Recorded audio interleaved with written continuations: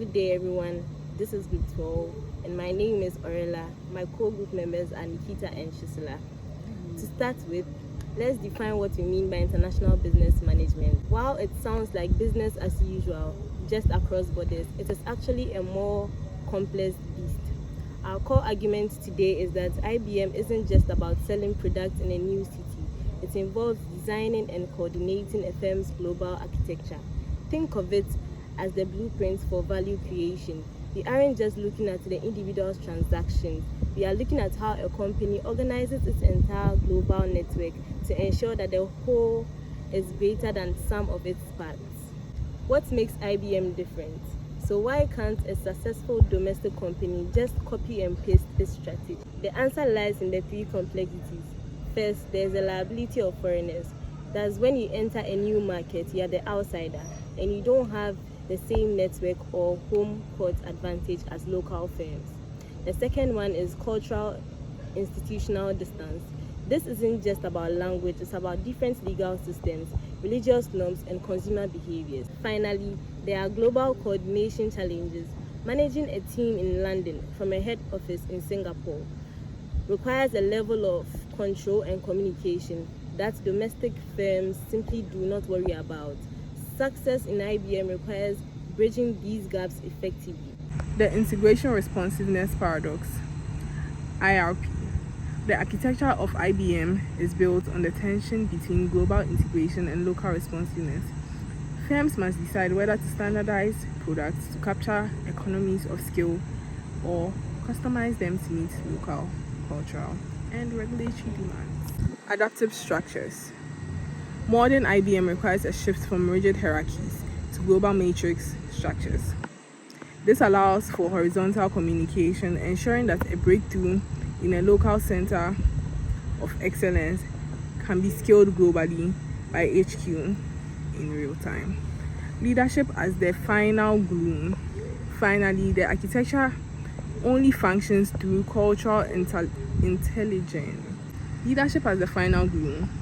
Finally, the architecture only functions through cultural intelligence leadership. Leaders must act as global bridges, mitigating information asymmetry and turning geopolitical volatility into a competitive advantage by diversifying the firm's resource base across stable and emerging markets. Structural orchestration and entry mode. The deliberate orchestration refers to how a firm enters a market and organizes its power. Entry strategy. Choosing between low control modes and high control modes. This choice manages the liability of foreigners by balancing risk against the need to protect intellectual property. International business management plays a central role in helping firms design operations across borders. Companies do not expand globally at random. They make deliberate decisions about structure, strategy, and coordination to create value. One of the first major decisions is entry mode strategy. That is how a firm enters a foreign market. This decision determines the level of control, risk, resource commitment the firm is willing to undertake. Options include exporting, which is considered a low-risk option. In this mode, a firm introduces goods in its home country and ships them to a foreign market. It requires minimal investment in the host country and allows the company to test the market before committing significant resources. However, exporting may involve transportation costs, tariffs, and limited control over distribution and marketing abroad. Another entry mode is licensing, which allows a local company in the foreign market to use the firm's brand, the name, technology, or intellectual property in exchange for royalties or fees. This approach reduces financial risk because the local partner handles production and operation. It also enables faster market entry. However, the firm sacrifices a degree of control and may face risk of intellectual property limitation or reduced quality standards. The next is joint ventures, where a foreign firm partners with a local company to create a new business entity. Both parties share ownership, risk, resources, and expertise. Joint ventures are particularly useful in markets where local knowledge is essential or where governments require foreign firms to collaborate with domestic companies. While this modes express risk and combine strength, it may also lead to conflicts between partners and slower decision making due to shared control. Wholly owned subsidiaries, which involve full ownership of operations in the foreign market. This can be achieved either by acquiring an existing company or by establishing a new operation from scratch. That is greenfield investment. This option involves maximum control over strategic decisions, operations and profit, and projects, proprietary technology, and brand reputation. However, it requires substantial financial investment and exposes the firm to higher political and economical risk in the host country. Each of these entry modes balances control, risk, and resource commitment, forming a core part of the firm's global architecture that determines value creation and capture in that market. These structural choices create the blueprint for global operations. Firms also constantly manage the tension between global integration and local responsiveness. Standardization reduces production costs and ensures brand consistency worldwide, while adaptation allows firms to meet local consumer preference, legal requirements, and cultural expectations. These strategic decisions directly influence how value is created and sustained across international markets. However, structure alone does not guarantee success. Even the most careful design strategies can be disrupted by external environmental factors. Some of these external factors include political changes, such as shifts in government policies, political instability, changes in trade regulations, or nationalization of industries.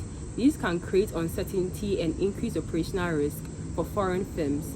Sudden policy changes may restrict business activities or increase taxation. Another is cultural differences. This can also pose significant challenges.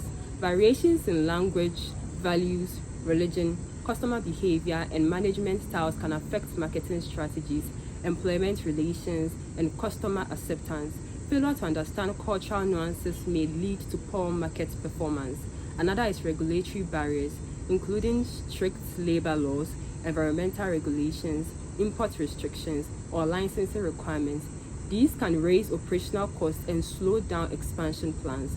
Firms must continuously monitor legal environments to remain compliant. Another is economic instability, such as inflation, currency fluctuations, recession, or declining purchasing power. This can reduce customer demand and affect profitability. Exchange rate volatility, in particular, can significantly impact revenue and cost structures for multinational firms. Thus, while international business management provides the framework for global value creation through strategic entry modes and organizational design, firms must remain adaptable and responsive to external forces that can reshape the international business environment. So this slide contrasts international success and failure. IKE succeeds because it uses a transnational model, that is, it keeps global cost efficiency through standardized designs but adapts to local markets like smaller stores in dense Asian cities. In contrast, Best Buy and Uber failed in some markets due to poor strategic fit. They didn't align their entry modes with structures with global competition and regulations. IBM in the contemporary global environment.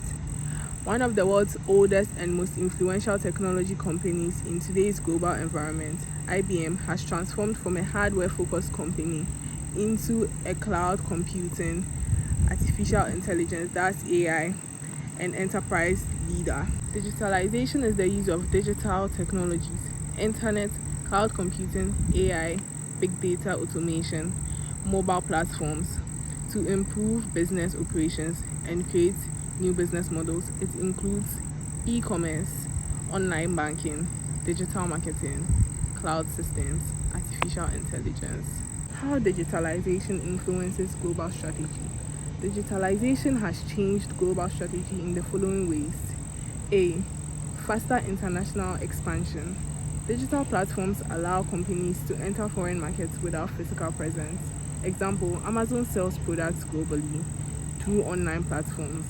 Amazon also operates in over 190 countries digitally. Its impact includes supply chain disruption, higher cost, market volatility, and hesitance to invest, making global strategy and planning more uncertain. IBM gains competitive advantage through innovation and technology, global brand and reputation, consulting and services, global reach. The goal: moving toward a transnational strategy where a firm achieves global efficiency while remaining locally flexible. This allows a company to transfer core competencies across borders while respecting local market nuances. Overcoming the distances, CAGE framework. Global management is complicated by more than just miles. Managers must bridge 4 types of distance. 1. Cultural. 2. Administrative. Global strategy is a company's long-term plan to compete and operate across multiple countries. It involves decisions about market entry, standardization versus adaptation, global integration, competitive positioning, international expansion. Geopolitical risk is the chance that political events, conflicts, or instability will negatively affect businesses, markets, or investments. It comes from wars, example, the Russia-Ukraine war, trade wars, US-China trade wars, coups, protests, or sudden regulatory changes. Reduced entry barriers. Small businesses can now compete internationally using social media marketing, online payment systems, global logistics platforms.